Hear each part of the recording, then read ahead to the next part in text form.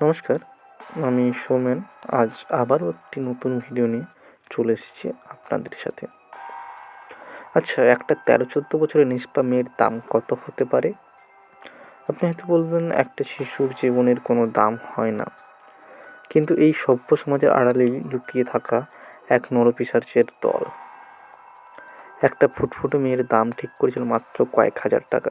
হ্যাঁ, আজ আমরা কথা বলছি ২০১৪ সালের সেই আলোড়ন সৃষ্টিকারী সিনেমা লক্ষ্মীকে নিয়ে। মৃণাল ঠাকুরের জীবনের প্রথম ছবি, তবে এটি শুধু কোনো কাল্পনিক সিনেমা নয়, এটি আমাদের সমাজের বুকে ঘটে যাওয়া এক রক্ত হিম করা সত্যি ঘটনা।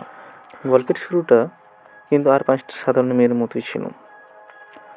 লক্ষ্মী গ্রামের এক চঞ্চল হাসিখুশি মেয়ে। নুন আনতে পান্তা ফোরানো সংসার হলেও তার চোখে ছিল আকাশ ছোঁয়া স্বপ্ন। কিন্তু সে জানতো না, তার এই দরিদ্রই একদিন তার জীবনের সবচেয়ে বড় অভিশাপ হয়ে দাঁড়াবে। এক চেনা মানুষ এক বুক মিথ্যে আশা করে শহরে ভালো চাকরির লোভ দেখিয়ে লক্ষ্মীকে গ্রাম থেকে বের করে আনে। লক্ষ্মী ভেবেছিল সে এবার তার পরিবারের দুঃখ দূর করবে, কিন্তু হায়দ্রাবাদ পৌঁছানোর পর এক লহমায় বদলে গেল তার চেনা পৃথিবী। তাকে নিয়ে যাওয়া হলো এক অন্ধকার গলিতে, যার নাম ধরম বিলাস। হ্যাঁ, একটা নরক, একটা পতিতালয়। মাত্র কয়েকটা টাকার বিনিময়ে লক্ষ্মীকে বিক্রি করে দেওয়া হলো। সেখানে পৌঁছানোর পর লক্ষ্মীর উপর যে অত্যাচার শুরু হলো তা মুখে বলাও পাপ। একটা ১৪ বছরের অবুঝ শিশু, যে কিনা ভালোবাসা আর যত্নে বড় হওয়ার কথা, তাকে প্রতি রাতে সঁপে দেওয়া হতো নরপিশাচের হাতে। লক্ষ্মী কেঁদেছে, পায়ে পড়েছে, চিৎকার করেছে, কিন্তু সে দেওয়ালগুলো ছিল বধির। রোজ রাতে তার শরীরটাকে ছিঁড়ে খাওয়া হতো, তাকে মারধর করা হতো, না খাইয়ে অন্ধকারে আটকে রাখা হতো।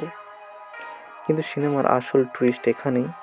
পরিচালক নাগেশ কুকুনুর এখানে লক্ষ্মীকে শুধু একজন সহায় সম্বলহীন শিকারী হিসেবে দেখাননি।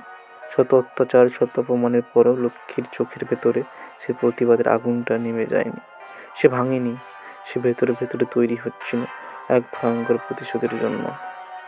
তারপর এলো সে মহেন্দ্র খান। এক রাতে গোপন সূত্রে খবর পেয়ে পুলিশ এবং একটি সমাজসেবী সংস্থা সেই নরকে রেইড বা হানা দেয়। খাঁচা থেকে মুক্ত পাখির মতো উদ্ধার করা হয় লক্ষ্মীকে। সাধারণত এই ধরনের গল্পে উদ্ধার পাওয়ার পর ছবি শেষ হয়ে যায়, কিন্তু এই সিনেমার আসল গল্প তো এখান থেকেই শুরু। উদ্ধার পাওয়ার পর লক্ষ্মী বাড়ি ফিরে যায়নি। সে সমাজ, লোক লজ্জা আর কলঙ্কের ভয়কে বুড়ো আঙুল দেখিয়ে সোজা গিয়ে দাঁড়ালো আদালতের কাঠগড়ায়। সে বলল, আমি বিচার চাই। শুরু হলো এক অসম লড়াই।